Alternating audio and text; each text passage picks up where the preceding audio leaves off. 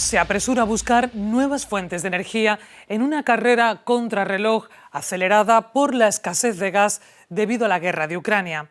El hidrógeno verde y la fusión nuclear parecen representar el futuro o al menos parte de la solución. Políticos y empresarios del sector han anunciado milmillonarias inversiones e ingente creación de empleo, pero ¿qué hay detrás de todo esto y qué se está haciendo en Andalucía? En una misma semana se anuncian inversiones de este calibre en Andalucía.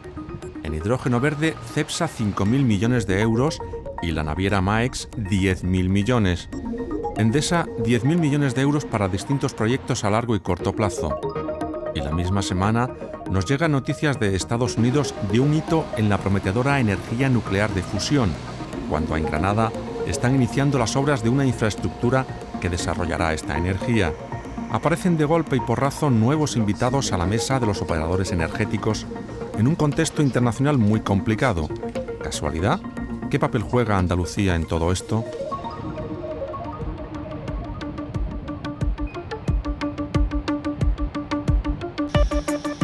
Visitamos las factorías de Cepsa en San Roque y Huelva. Y para ver qué papel juega Andalucía en la energía de fusión, nos desplazamos a Escúzar, en Granada, donde el futuro ya es presente en una inversión de 2.000 millones de euros. Pero antes de nada queremos saber, de la mano de la Escuela de Ingenieros en Sevilla, qué es y en qué se diferencia el hidrógeno verde de otros que ya existen. Porque antes del verde estaban el gris y el azul. El subdirector de la escuela nos enseña una planta tipo de producción de hidrógeno quemando biomasa, pero esta tecnología, por desgracia, no la considera verde Europa.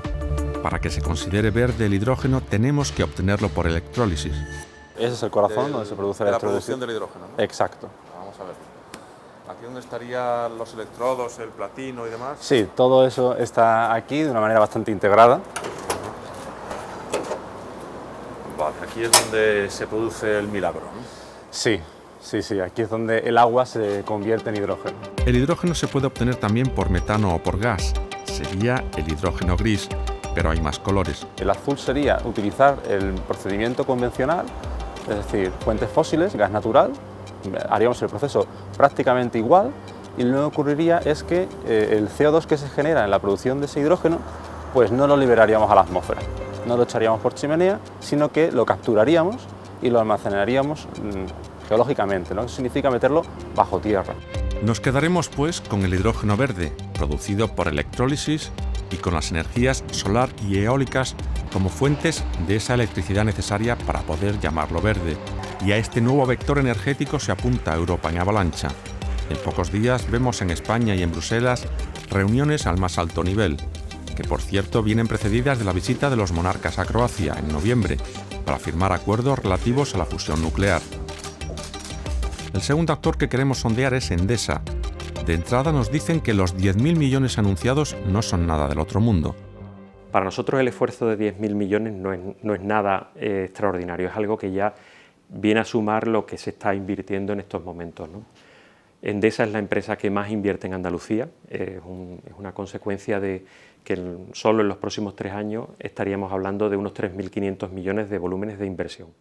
Los que conocimos nuestra antigua moneda podemos hacernos idea de que 10.000 millones de euros son 1,5 billones largo de pesetas.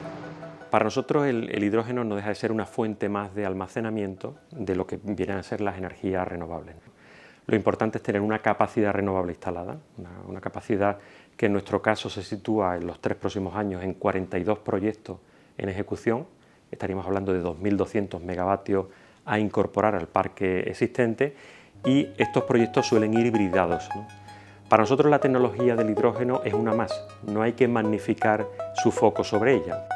Pero sí se magnifica el foco, lo hacen políticos y medios, mientras el ciudadano de a pie que apenas acierta a entender cómo funciona un coche híbrido se pregunta ¿y el hidrógeno para qué sirve? Porque del hidrógeno se ha hablado mucho y se ha hablado como de un vector energético que puede descarbonizar prácticamente todo. Y puede ser así, pero lleva sus tiempos. Su uso fundamental a corto plazo es el de producir combustibles renovables, donde el hidrógeno es una parte muy importante de su formulación. Estamos hablando de combustibles verdes marinos, combustibles para barcos, de combustibles para el sector aéreo y después biodiesel. Un poco más adelante en el tiempo puede ser que el hidrógeno vaya a sustituir al gas natural en procesos térmicos muy intensivos. Y estamos hablando pues, de altos hornos, de procesos de cerámica. Estamos en las instalaciones del Parque Energético La Rábida de Cepsa, donde se pondrá en marcha en 2026 la planta de hidrógeno verde, alcanzando el máximo de su capacidad en 2028. Son plazos relativamente cortos porque aquí cuentan con experiencia previa. En Cepsa se lleva manejando el hidrógeno desde muchas décadas, más de 40 años, porque es parte del proceso productivo del refino. Eso sí, lo que ha sido hasta ahora ha sido hidrógeno gris, es decir, la proveniencia de la energía que utilizábamos para producir el hidrógeno era fósil y ahora lo que vamos a hacer es reemplazar todo ese hidrógeno producido con energía fósil por hidrógeno producido con energía renovable. Serán 1.000 millones de euros los invertidos en Huelva, el doble, 2.000 millones, en San Roque, en Cádiz. Nos encontramos precisamente en un emplazamiento, nuestro Pantalán, donde pues tenemos por excelencia todas nuestras entradas y salidas. Esta también será la puerta y entrada de esas nuevas soluciones energéticas que utilizarán el hidrógeno verde como vector. Hay múltiples tecnologías que se están empezando a desarrollar con diferente grado de madurez. Se habla mucho del amoníaco, que será un derivado del hidrógeno verde como posible combustible de futuro a nivel navegación. Se anuncian 10.000 puestos de trabajo, 1.000 de ellos directos en estas dos plantas que Cepsa tiene en Andalucía. Y estas instalaciones de San Roque tienen muy cerca, en el puerto de Algeciras, a otro de los actores que han entrado en el baile de inversiones estos días, la naviera danesa Maersk, que anuncia también números redondos, 10.000 millones de euros para poner 2 gigafactorías de hidrógeno en Galicia y Andalucía, si bien no han querido especificar a este programa más detalles, a la espera de concretar sus planes en los próximos meses. Estos números y estas expectativas han tenido respuesta esta misma semana en una plataforma de asociaciones ecologistas y científicos, muy escépticos con todo lo que se está hablando. Está totalmente sobredimensionado, es muy posible que muchos de los proyectos de hidrógeno estallen como una burbuja porque no son rentables directamente, ni siquiera con ayudas oficiales, y al final van a quedarse solamente proyectos mucho más modestos, vamos a llamarlo así, mucho mejor dimensionados, con mucha mejor, digamos, característica ambiental, que es el hidrógeno de verdad, no esos hidrógenos espurios que decíamos de azul, marrón, etcétera. Realidad y a la vez ciencia ficción es lo que encontramos en una pequeña localidad granadina, Escúzar, en la comarca del Temple. Desde septiembre pasado, camiones y grúas han empezado a levantar los cimientos que harán realizable una ilusión centenaria, la fusión nuclear, cuyas investigaciones comenzaron a la vez que la fisión, con la que funcionan las actuales centrales nucleares, y que es mucho más limpia, potente e inagotable, pero para la que no hay soluciones tecnológicas aún. Conseguir que los átomos se unan requiere unas condiciones que van mucho más allá de las que requiere conseguir que un átomo de naturaleza radioactiva se desintegre, como ocurre en la fisión. Se dijo 20 años en los años 50, se dijo 20 años en los 70, se dijo 20 años en los 90, sí. Ahora se está diciendo incluso que 10, 15 años. Esta vez es verdad. ¿Por qué lo digo? Porque claro, supongo que en algún momento alguien habrá dicho que eso era verdad ya hace años. En una investigación de este tipo, y se puede comparar con otras investigaciones que han durado tanto tiempo, lo que ocurre es que necesitas tecnologías nuevas. Hitos como el de Estados Unidos o el que se produjo en Calham, en Inglaterra, en Oxford, a mediados del año pasado, en el JET, ya demuestran que las grandes líneas que había que cruzar en fusión se han cruzado y ahora lo que falta es terminar con los desarrollos tecnológicos. ¿Y qué tiene que ver Escúzar con todo esto? En 2017 se concretó su candidatura para albergar laboratorios y un acelerador de partículas en un gran proyecto internacional en el que de momento España, Croacia y la Comisión Europea están implicados, siendo complementaria esta investigación a la de otros 35 países del proyecto ITER. En el acelerador de partículas de Escúzar se probarán los materiales que recubren el reactor de fusión. Deben soportar temperaturas de millones de grados, similares a las que tiene el Sol en su interior. María Luque es arquitecta e ingeniera de este proyecto. Como casi todos sus compañeros directivos, no llega a la cuarentena, pero ya ha trabajado en numerosos países, el último Suiza, en el acelerador de partículas del CERN. Esta primera fase comprende 3 edificios principalmente, que son el edificio administrativo, que albergará todas las oficinas del equipo técnico internacional que se situará aquí en Escúzar, y un almacén y edificio de laboratorio. Ya en fases posteriores pues se podrá construir el edificio que será el edificio principal, que albergará pues el acelerador, toda la tecnología del lazo de litio, etcétera, y el módulo de las muestras. María es cordobesa, es uno de los talentos recuperados que ahora trabaja en un proyecto más ilusionante.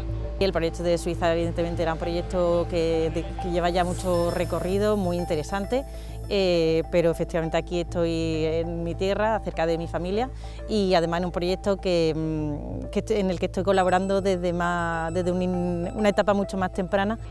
José Granadino tiene una mezcla de orgullo, entusiasmo y, como todos nosotros, impaciencia por ver realizada ya esta nueva fuente de energía casi infinita. A él sí le acompañan las campanas al vuelo. Cuando el ser humano sea capaz de controlar la energía de fusión, tendrá acceso a una energía prácticamente ilimitada, a una energía limpia y sostenible, a una energía suficientemente masiva, es decir, capaz de alimentar a ciudades enteras de gente. Y para conseguir eso tenemos un plan, y el plan tenemos previsto terminarlo a mediados del siglo XXI, a mediados de siglo. Llevamos 50 años, 60 años, 70 años trabajando en fusión. Nos quedan otros 30 para tenerla controlada. Vamos a trabajar en 100 años, el ser humano será capaz de reproducir lo que el Sol hace en sus centros. Las catedrales, algunas de ellas, de hecho algunas no se han terminado todavía, muchas de ellas, pero desde luego algunos 100 o 200 años era un tiempo habitual en una catedral. Qué menos que revolucionar el mundo con la energía, pues tardemos 100 años. Si hay alguien convencido de que la energía de fusión será una realidad, es el alcalde de esta localidad de 600 habitantes. Yo sí me lo creo. Yo ya empecé a creérmelo porque es verdad que yo he sido dentro del conjunto de toda la gente que ha llevado esto, siempre he sido un poco más escéptico, ¿no? Porque nunca he querido echar campanas al vuelo, decir esto ya está hecho, ya está conseguido. Pero ahora sí te das cuenta de que ya ves como el CIEMA, el consorcio, está buscando apoyo a nivel europeo, ves cómo nos apadrinan los Reyes de España en Croacia y te das cuenta de que esto va a empezar a rodar más pronto que tarde. El CIEMAT y la Universidad de Granada son los grandes impulsores de este proyecto, con apoyo además nacional y de la Junta de Andalucía. Serán más de 1000 empleos directos los que generará la obra. Ya no solamente es el acelerador en sí, sino es la medida tractora que genera, porque si nos damos cuenta, este tipo de infraestructura, que al final tendrán que venir también empresas auxiliares, empresas de comunicación, empresas de construcción, empresas de transporte, y ahí es donde realmente se abre el abanico de posibilidades para la gente del pueblo. Para la gente del pueblo y de la comarca, por supuesto. Evidentemente no todo el mundo tiene la formación o es un científico, pero sí es verdad que esto va a generar un crecimiento y un tejido empresarial brutal.